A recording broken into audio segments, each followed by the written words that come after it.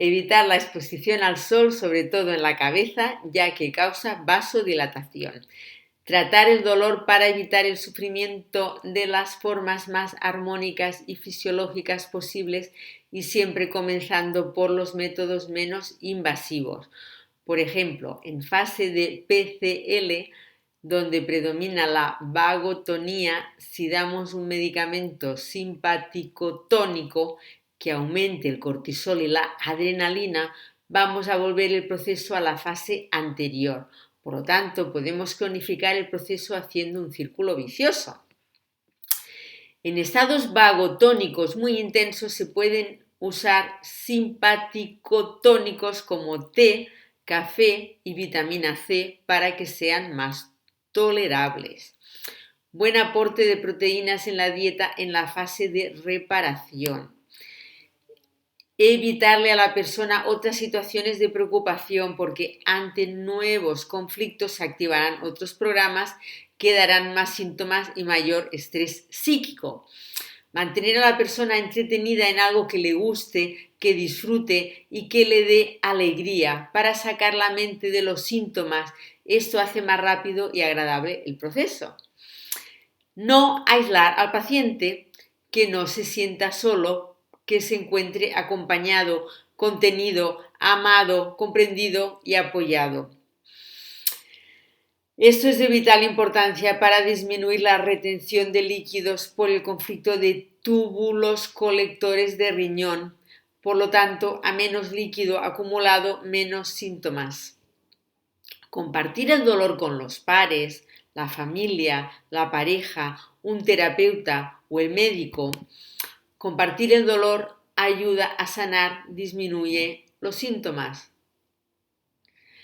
Otras aclaraciones. Hay que tener siempre en cuenta que el diagnóstico en sí mismo y la manera en que sea transmitido puede disparar otro conflicto.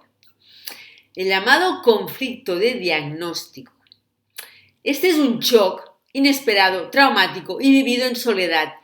No se puede armar en la psiqui lo que está pasando.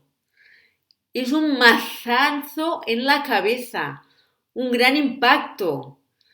Muchas veces eso activa un miedo, el miedo a la muerte, por ejemplo, y eso hace que entremos en conflicto activo de este nuevo programa, dependiendo de cómo nosotros vivenciemos ese miedo. Va a impactar en una u otra zona del cerebro, en un tejido u otro, en un órgano u otro. Así que tal vez la persona consulta en fase de resolución de un programa porque ya vimos que es en esta fase donde en general aparecen los síntomas.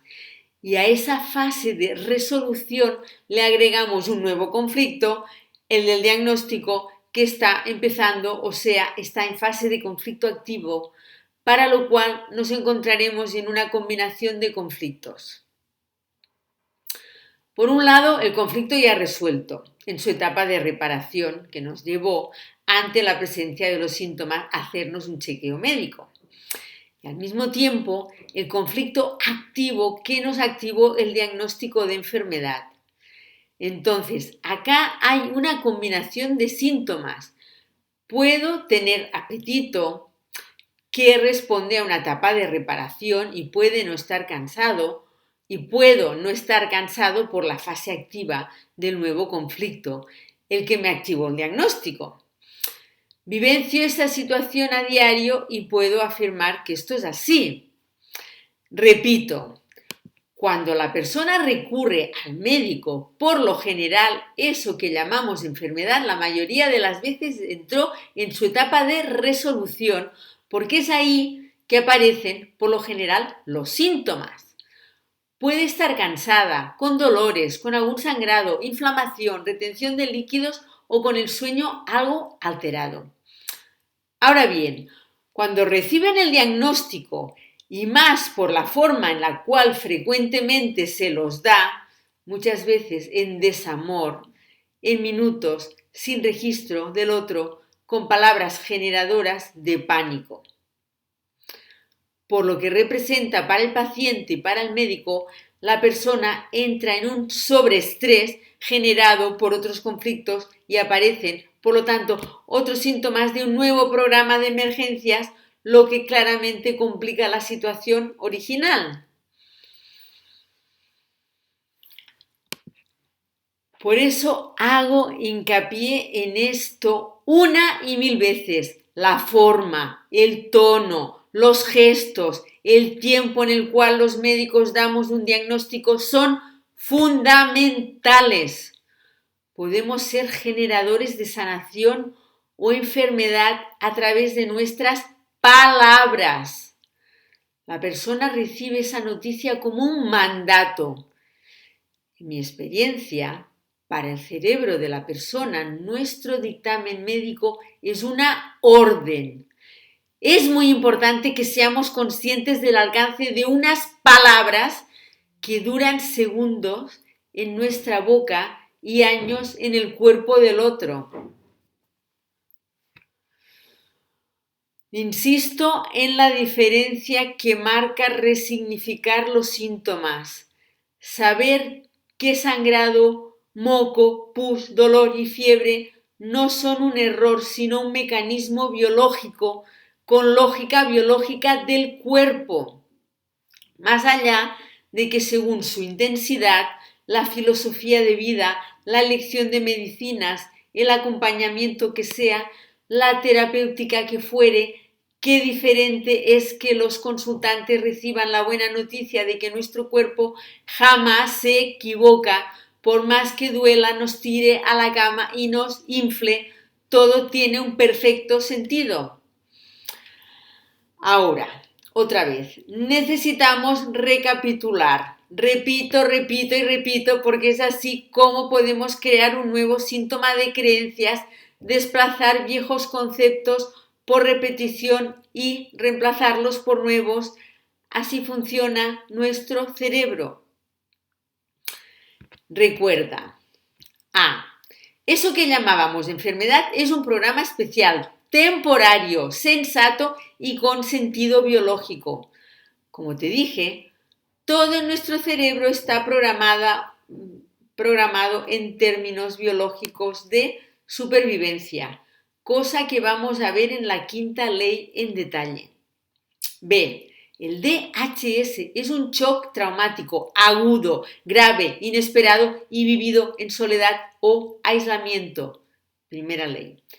Es la causa de todas las llamadas enfermedades. El DHS activa la alteración que llamábamos enfermedad. Esto genera un impacto. Este impacto ocurre al mismo tiempo en la psique, en un área específica del cerebro y en un tejido, órgano, correspondiente a esa zona del cerebro.